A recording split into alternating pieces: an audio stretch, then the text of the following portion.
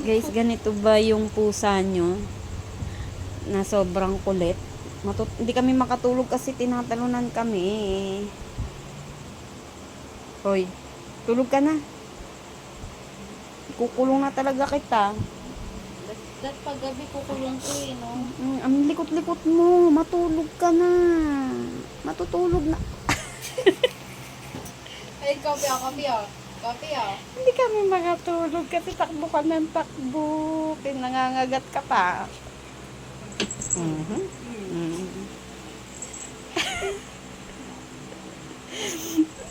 Ala, likot-likot.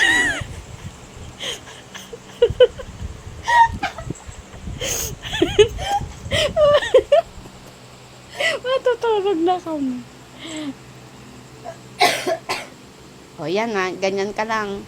Umupo ka lang kasi hindi yung tatakbo-takbo ka pa.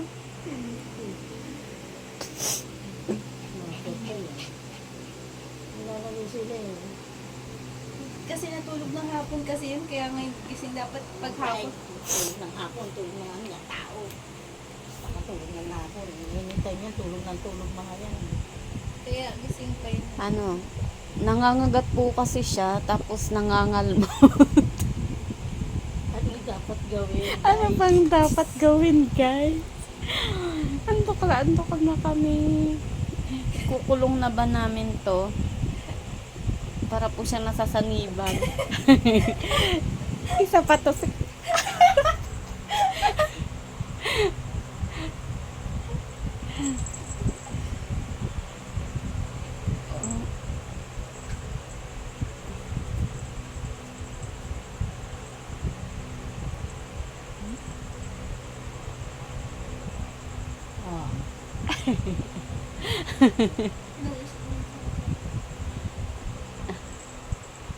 Oh. Oo, ha? Oo.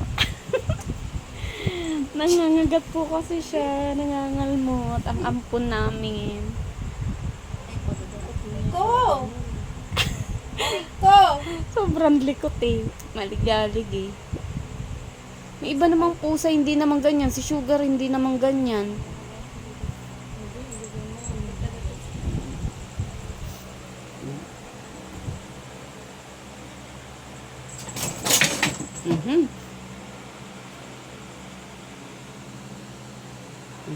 Tas, mamaya po, tatakbo na naman po yan.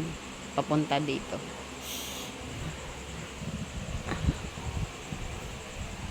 Kaya na nakaraan, tinatakpan ko dito eh.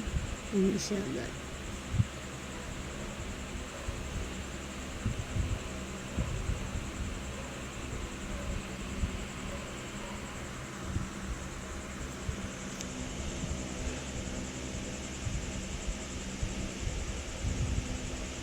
Sa gabi po siya. Anong oras na ba?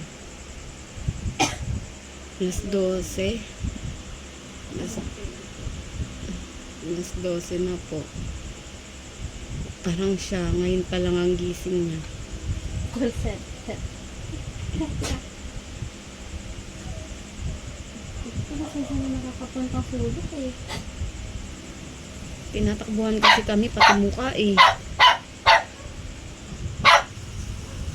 Si Kope na nag-nainis yan kasi gusto niyang kalaro. Ayaw nga nito. Eh, hindi niya mahulog. Diyan ka lang.